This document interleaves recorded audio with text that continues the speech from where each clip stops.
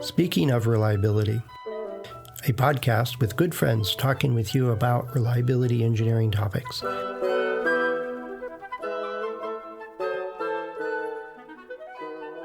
Welcome to Speaking of Reliability. This is Fred Schenkelberg. And this is Dianna Dini. Hey, Dianna. One of the things I hear, and we're recording this the first week of the year, and one of the things I heard in the news is it's the amount of returns, the reverse logistics story of all this stuff that's been gifted from one person to another or whatever reason, and it's just the wrong size. They don't want it. They're going to trade it in for something else. The amount of stuff going back to the stores was like close to 20% of all purchases. And wow. I was like, that's a lot. Well, and I stay away from the stores usually on the day after because that's when everybody's going out to do exchanges and returns, and there's big line. There was even a big line at Costco. Oh, wow. For returns. And yeah, so I did go to Costco the day after, but wasn't expecting a big line for returns on stuff from Costco. That was weird. People taking back, the rotisserie chicken or something. I know. That was strange. Well, the other thing, I'm not surprised to hear this, because I've also seen videos where people will buy a lot.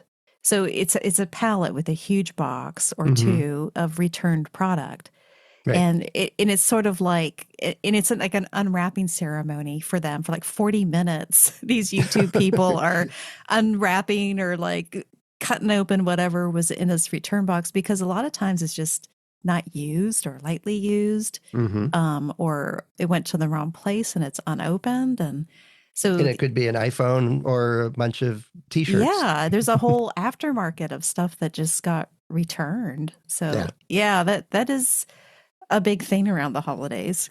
Well, it is. What it made me think of is that, when we're, thinking about another person, and it's part of it is thinking about what's their expectation. What would they like is a way we often phrase it. What do they need, or what would they like? What would be good for them, or stuff like that. And I think at some point my parents looked at me and bought me a microscope, and I didn't know I needed a microscope, but I sure enjoyed it. Oh, yeah? Bugs are cool. You get up close to them. I had one when I was a kid too. I still have it. Oh, wow. I wish I knew where mine was. But anyway, the idea is that there's an expectation. In product development, we often talk about customers' expectation, especially with reliability. We need to meet or exceed the customer's expectation, is the way I've heard it phrased in so many places. And the idea is when we have to answer the question, well, how long should this work? Well, that's almost entirely dictated by customers' expectation. If we come out with a new phone, tablet, or whatever handheld electronic device to connect to the world kind of thing, and it only works for 3 months and that's it, I think it would be a non-starter, even though it had all the greatest features in the world. Because the expectation is, and our experience with the various systems that are available now, is they'll last years. And I think I talked to Kirk. I think he still has an iPhone 6, I think. So decades. Oh, I'm an Android user. What are the Apple's up to now? Like 22? 17. So it's at least 11 years, at least 11. And sometimes I think they cheat. They had a year where it was X and they skipped a year and stuff like that. Have you seen the meme where the man like found a flip phone, and I think it was a Nokia flip phone in the bottom of a drawer somewhere. It had been sitting there for like 15 years, and he just flipped it open and turned it on, and it worked. Yeah, no, I was in a harbor. We're getting ready to swim for a triathlon, and we're getting warmed up, and the water was really, really clear, and it's maybe 10 feet deep where we were, and you could see a phone, and it was like a flip phone or what was the one with the keyboard on it? The BlackBerry. BlackBerry. I think it was a BlackBerry, and so somebody said, "Oh, I can get that," and he dove down, picked it up, held it up and said, "Hey, it's still working." Oh, And yeah, right. And it wasn't. But it was in really nice shape. It was probably dropped over the boat, not that long ago. It wasn't all barnacled up and everything else. It looked like a phone. And so he put it in the trash on the way back out. But the part of the hardest thing that we do in reliability is set that stone, or set that requirement, for the lack of a better word. It could be an expectation, it could be a guideline, a requirement, a consideration, whatever, is how long should the phone last? How long should this product last? And the most common thing I hear from companies is, well, the warranty is only a year, so it has to work for a year. oh, but that's like, no. That Well, why doesn't do you say that? Yeah, why do you say that? How do you explain it? If I'm saying, no, the warranty is a year, that's all we're designing for. Yeah. Well, I mean, just think of yourself as a consumer. You have something and then, it lasts for a year, and then a year and 15 days into it, it breaks, and you call the company. You're like, "Hey, is this broken?" They're like, "Well, too bad. It's beyond the warranty." It And you is. just feel, yeah, it's, yeah, I understand business and everything, but that kind of situation is, angering. Is that a word? It's frustrating to a customer Yes. because, and it's not because it failed. It was designed to only last that long, and they wasn't robust to last much longer than that. And it wasn't like it has a time machine in it, or a device in it that's going Right. to force it to fail. It was the design intent was it needs to last a year. And so anything beyond that is extra. And marketing guys say we can't sell a product to somebody that has a working one. So Right. that's Right. part of our business. And the trouble is that if that's, say, a washing machine, right, or a dishwasher, a white appliance, that would anger somebody because it's a big deal. It takes a bunch of effort to move it in and out and get it in place, and it's a changeover. You got it. Why am I throwing away this massive chunk of metal and electronics and all this equipment, and it only lasted a year? That just doesn't make sense. But the original ones were my grandma. I use this story all the time. Is my grandmother had a cast iron washing machine. It was bolted to the floor. It was like an industrial type looking device, and it was small. It was for washing clothes at home and sheets and stuff like that. It had an on-off switch. You turn it on, it agitated. You turn it off, it stopped agitating. And I think it had another button for spin cycle. And I'm not even sure it did. I think it only had one switch. She had it for 50 years. Yeah. And I mentioned that story to a guy I was sitting next to at a conference, and he was from Whirlpool, or one of the white appliance type companies. And he goes, well, that's just bad for business. And they did a study, and I found a paper a couple months ago, and Enrico and I were talking about it, that went through all kinds of different categories of products of what's the customer's expected lifetime. And white appliances is 10 years. Now, Apple would just, wouldn't have made as much money, same as Samsung and Google, all the other phone manufacturers, if we'd only bought a new phone once every 10 years. They'd only have a tenth of their sales, for example. Right. Right. Right. Mm-hmm. Yet some people hang onto their phone and maybe replace the battery, which is way less expensive than buying a new phone. And if it does what they want it to do, it works just fine. The electronics will just keep working, by and large. But the tricky part is that different industries, different types of product sets get established in this fuzzy, shadowy, weird way. That's part marketing. It's part how much it costs. It's part, how integral is it to my factory? If this motor fails, line goes down and we have to scrap everything kind of thing it takes us weeks to get back up and running. That motor better just run. And we'll do maintenance. We'll do all this other stuff. We'll even have a backup system in place. We'll spend a lot of money to make sure that it works. Where if it's a sensor on that to tell you whether it's spinning the right way or not, and it never spins backwards. If that fails, nobody would even notice. So I'm trying to explain it is that it's not like you decide you're going to design a washing machine and there's a rule someplace that says it's 10 years. No, that's evolved over time in mass. Now, some people want it the last 50 years. Some people really are going to change it every year anyway because they're moving and they don't care about their washing machine. It stays with the house. They're going to buy a new house and it has a new washing machine. Yeah, it all gets down to the impact of that failure on the customer, not so much the failure itself. Yeah, or that it broke. It's really the impact on the customer. Well, like you mentioned, like the engine in a factory that has to run, and now the impact of that if that motor stops working is going to be astronomical to the factory because they can't make their product. Their whole line is shut down. Right. So that motor has to demonstrate a high reliability. And same with something small and chintzy. There's a perception there, right? With customers. If this breaks, all right, it's not a big deal. I kind of expected it to break and then I can replace it.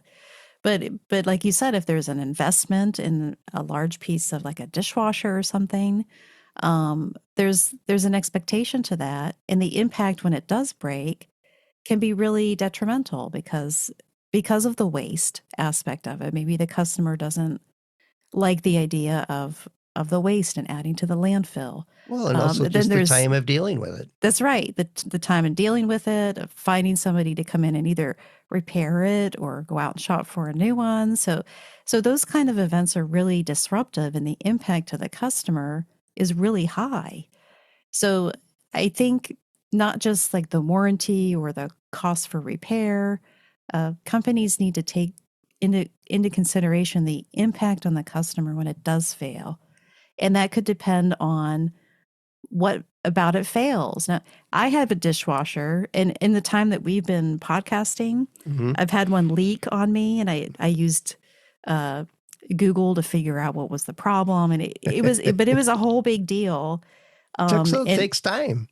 It takes time, and now that new dishwasher now though, the handle underneath it, where the handle screws onto the front of the door, like the bottom plastic part of it broke off. Huh. That stinks, but the handle's still attached, and nobody can see it. So that's disappointing, but I don't really care. So that part of the dishwasher failed, but the other parts of it that are preventing it from leaking are not failing, and it's washing my dishes just fine. So yeah, not all failures are equal in the eyes of the customer and the impact that it brings. And a lot of times I think that's what's missing in the setting of reliability measures. And in talking to a program manager once about it, says, we have a vague idea of who our customers are. And the marketing team, had categorized them in 5 different groups as heavy users, light users, infrequent users, stuff like that. And kind of painted a day in the life of each of those products for those different types of use cases. But also had how long they expect it to work. And so they were different. And they cautioned that even within the group, if it's heavy users and there's a conference for heavy users and you asked all those people, what do you expect it to do and how long do you expect it to do? You would get a wide array of answers. There would be some people who said it should last forever. And others are saying, I only need it to work for a year and I get my value out of it and I'll get a new one. And they're just fine with that. And so the expectations is not fixed anywhere. There's general expectations. And I think you hit it on the head, Dianna, is what's the impact to the person? Now, and that made me think of, I was looking at my desk, there's a a chintzy, I think that word, a cheap ballpoint pen that I got as swag at a conference years ago from a reliability consulting group. I thought, oh, okay, they're giving away pens. Cool, I could use a pen. It worked 3 days. I, You know, no, yeah. No, I have a similar story. I was at a conference for mechanical engineers and they were giving away water bottles. And it was a steel water bottle, a metal one. Okay. And it's dropped, but it bounces. It's fine. And just yesterday, I'm at the gym and I'm noticing like my water bottle's leaving a puddle of water everywhere I go. Oh no. And here there's like a pinhole leak 2 inches up from the bottom on the side from my mechanical engineering conference. And it's got their initials printed right on the side. And Yeah. I told my kids about it. They're like, oh, well, that's embarrassing. So it's just like your reliability conference pen lasting 3 days. Yeah. Yeah, It's funny. but if you're going to give away something and you're promoting, durable products, or you want it, your brand image is that it's rock solid, or, trust me, and all those kinds of things, at least make it a pen that works. Or a water bottle that doesn't leak. Yeah. In a weird way. Yeah. Yeah. You can buy cheap swag all day long, and think of the cost of it failing to your reputation, because your brand is on it. It's, Ford's got their logo on vehicles, so they don't make everything in there, yet they're the one that takes the hit when a carburetor fails, if we even use carburetors anymore. You know what I mean? There is a perception of blame or a notch down in your reputation when it fails before you expect it to. And there's some things that fail, and I got my money's worth out of that. And you move on. You do something new. The other part, which complicates it, I think, to a great deal, is I'm thinking of the early vehicles and early cars or phones, stuff like that, is they were advancing technologically. I think that's how it's pronounced. Have new must-have features, new breakthrough capability, new speeds, new safety, new whatever. And it wasn't unheard of to buy a new car every couple of years. My dad did every year, and it was a business car for him. And so he had a new car every year, and it had better air conditioning. It had power windows. I remember playing with that until they broke. He didn't like that. And just, it was, in phones, they had bigger, better cameras, but the difference between a 56 megapixel camera and a 58 megapixel camera is not enough for me to go buy a new phone. And so it slowed down, but the expectations also get influenced by what's cool, what must I have, this can connect at 5G now, I need that, and for whatever reason. Yeah, those new features, those new attractive features, like if they're present and they're not really anywhere else, if they're new, then yeah, everybody wants it. But then there's a time aspect to that, I think is what you're saying, is that after a while, that new shiny thing, it just becomes standard and people expect it. Right. In which case, the expectations for how long it's going to work also change. And I think we're seeing that in automobiles over the last decade, is they're adding more and more computers and touch screens and computerization all through the systems. I didn't know it existed until yesterday. It was that shock absorbers now anticipate the load and counter. It's sort of like noise canceling headsets. There's a computer system on there, kind of, I don't know exactly how it works, but it's not just dampening the shock, it's anticipating and countering the shock. Really? Yeah. And well, that sounds, and I was for the smoothest ride on the bumpiest roads. Is that what they're going for? Or something like that. And I'm like, you're driving fancier cars than I am, that's for sure. I don't have that on my car. Me either. But the adding in of all this electronics, and it's another race of feature sets they have in the systems, that it's not a great environment to put computers. And the car dealers are learning that. It's when audio systems went from analog to more digital systems, they had a lot of problems with it. It's just, and then it got hardened, and they used military grade components or automotive grade components to do it and stuff. But they're learning the hard way again with all the extra computerization they're putting in. You can, the shocks and the steering and all that stuff is working great, but the computer systems controlling them all are now failing. And so it's the expectation is a setback. It's not meeting my expectation. Why am I taking this 2-year-old car in to get a computer chip replaced? This should not be happening. Yeah. Or I've also seen, I rented some cars last year for travel, and I've seen where they're adding new features like the lane assist and that kind of stuff, but they're not, I guess they're trying to keep up with what other car manufacturers are introducing, but the implementation of it just isn't good. Like the one that I was driving, like I was testing it out a little bit, but it would hit a curve, and I keep my hands lightly on the wheel, and it would just. Do you remember those servo motors, like when you first started playing around with electronics? How it would jerk around the yeah. It was sort of like it was on that. It just wasn't like I'd rather have a car without it than to deal with that thing. Yeah. So so sometimes chasing the shiny new thing just to have it and it not being implemented well is not good either. That's right. And because the expectation is that I'm spending, I think the average price for a car now, a new car, is like $50,000. Yeah. Like it's crazy. New ones too, or used ones too. Used ones too, yeah.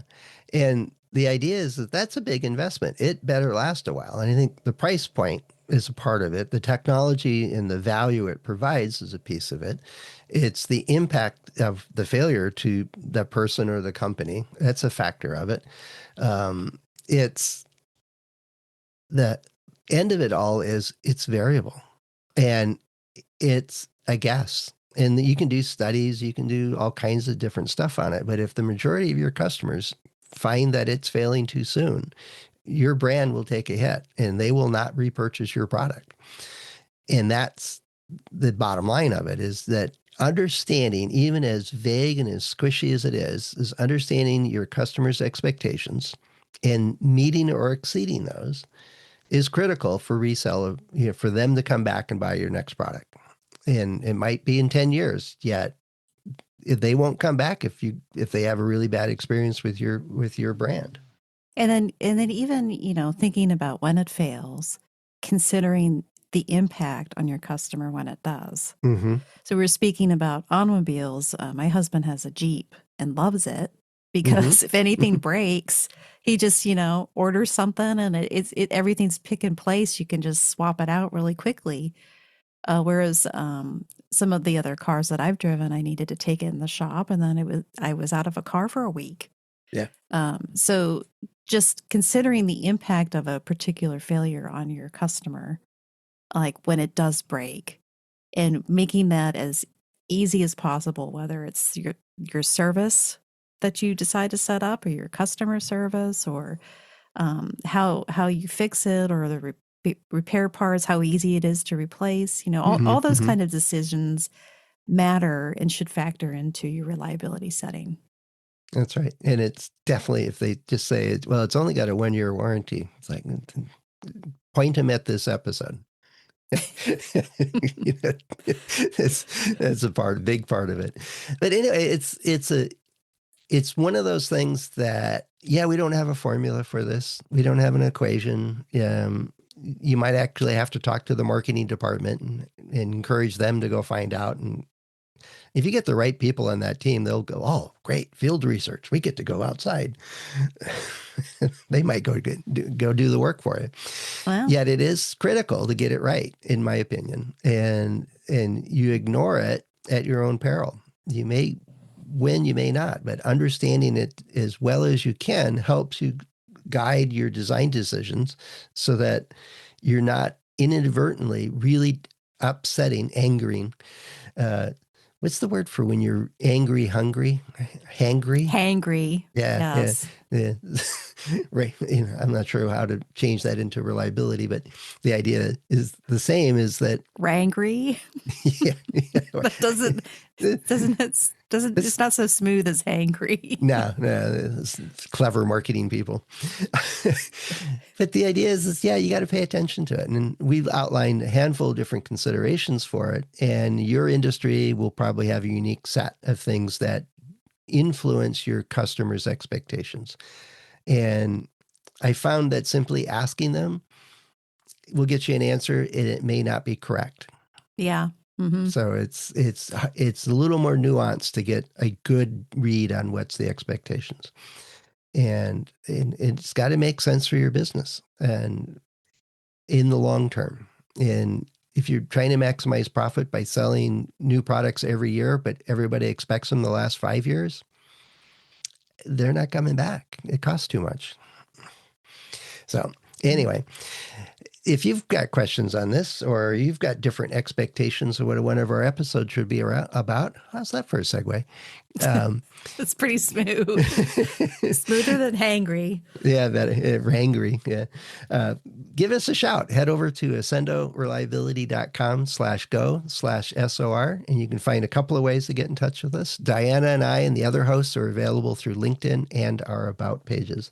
And we expect you to give us a question or a comment or an idea for a future episode. We'd really would look forward to having you as part of the show by joining the conversation. So please do. And so I'm not going to do another expectation line here, but I think we're about at the end of this episode here, Dianna. Yeah, I think so too. All right. Well, thanks so much for the discussion, and I look forward to our next discussion. We'll talk to you again soon. Yeah, me too. Bye, Fred. Bye. Thanks for listening to Speaking of Reliability. We invite you to join the conversation. If you have a question or a topic that you think we should discuss in a future show, please let us know. You can find a comment box below the episode show notes, or just leave a note as part of a review on iTunes.